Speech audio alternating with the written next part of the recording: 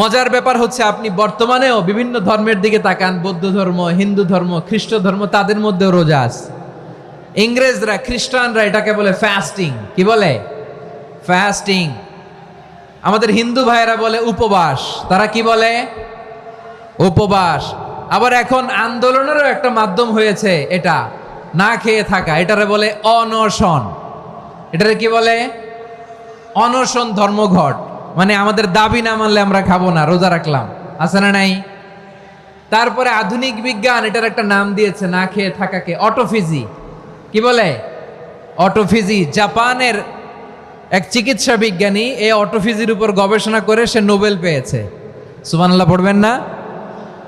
এজন্য আল্লাহ তাআলা আমাদের জন্য গোটা রমাদানে এই সিয়ামকে ফরজ করে দিয়েছেন। আওয়াজ করে বলেন আল্লাহু আকবার।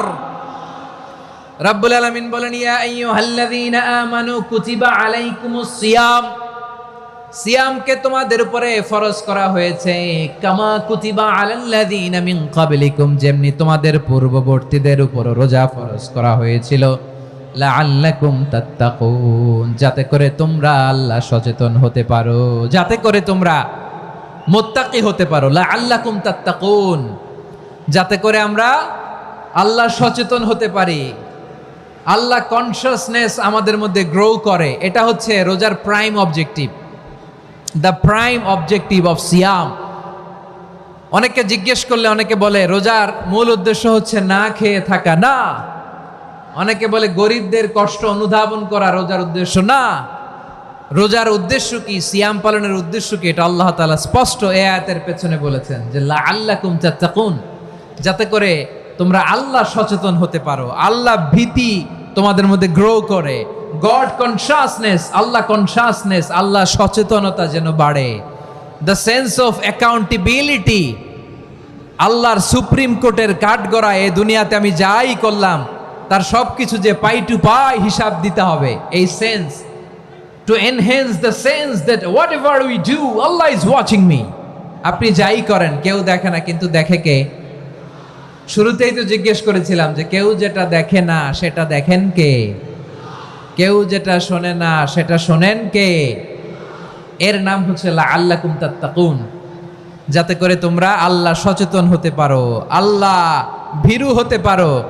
দুনিয়ার কেউ দেখে না, কিন্তু আল্লাহ দেখে।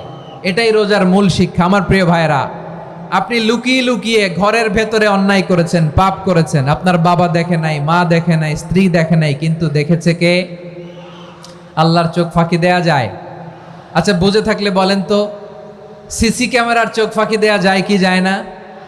পুলিশের চোখ, র্যাবের চোখ, বিমানবন্দরে কাস্টমস অফিসারের চোখ, কিন্তু আমার আল্লাহর চোখ? সবাই বলেন, আল্লাহর চোখ ফাঁকি দেয়া যায়? এই সেন্সটা নিয়ে আসা নিজের মধ্যে, আমি what ever I do Allah is watching me, যাই করি আল্লাহ দেখে। লাআল্লাকুম তাত্তাকুন। রমাদানের রোজা, ইফতারি, সিয়াম, ইবাদত সব কিছুর মধ্য দিয়ে আপনাকে খেয়াল করতে হবে যে লাআল্লাকুম তাত্তাকুন এই স্ট্যান্ডার্ড এটা অ্যাচিভ হচ্ছে কিনা আমাদের, যাতে করে তোমরা মুত্তাকি হতে পারো, আল্লাহ ভীরু হতে পারো। তাকওয়া, এটা হচ্ছে the essence of Islam. What is তাকওয়া? তাকওয়া মানে কি? তাকওয়ার সংজ্ঞা অনেকে অনেকভাবে দিয়েছেন। আমি সরাসরি সাহাবাদের কাছ থেকে একটা সংজ্ঞা আপনাদের শোনাচ্ছি। ওমরে ফারুক রাদিয়াল্লাহু তাআলা আনহু উবাই ইবনে কাব রাদিয়াল্লাহু তাআলা আনহুকে জিজ্ঞেস করেছিলেন, ইয়া উবাই মা হুয়া তাকওয়া, হে উবাই তাকওয়া কি? তাকওয়া কাকে বলে? উবাই ইবনে কাব তিনি প্রশ্নের উত্তর না দিয়ে উনিও আবার প্রশ্ন ছুড়লেন। তিনি বললেন, ইয়া আমিরাল মুমিনিন, আমা সালাকতা তরিকান যা শাউক, আপনি কি কাঁটাযুক্ত রাস্তা দিয়ে মরুভূমিতে কখনো হেঁটেছেন? যে রাস্তার চারদিকে ক্যাকটাস, গুলমলতার কাঁটা, হেঁটেছেন? ওমরে ফারুক বললেন, নাম, হেঁটেছি। বালা, হেঁটেছি। কাইফা আমিলতা, কিভাবে হেঁটেছেন? ওমরে ফারুক বললেন, শাম্মারতু ওয়াজতাহাত্তু, আমি আমার জামা, জুব্বা আর চাদর আটোসাটো করে গায়ের সাথে এমন ভাবে মিলিয়ে রেখেছি, এমন সাবধানে হেঁটেছি যাতে করে মরুভূমির ক্যাকটাসের গুলমলতার কাঁটা আমার গায়ে বিঁধে না যায়। উবাই ইবনে কাব বললেন, ফাযালিকা হুয়া তাকওয়া, আরে তাহলে আপনি তো ঠিকই জানেন তাকওয়া মানে কি, এটাই তো তাকওয়া। ওই রাস্তা দিয়ে যেভাবে হেঁটেছেন পুরো দুনিয়ার জিন্দেগিটা এইভাবে সাবধানে চলার নামই হচ্ছে তাকওয়া। চিল্লায় বলো ঠিক কিনা?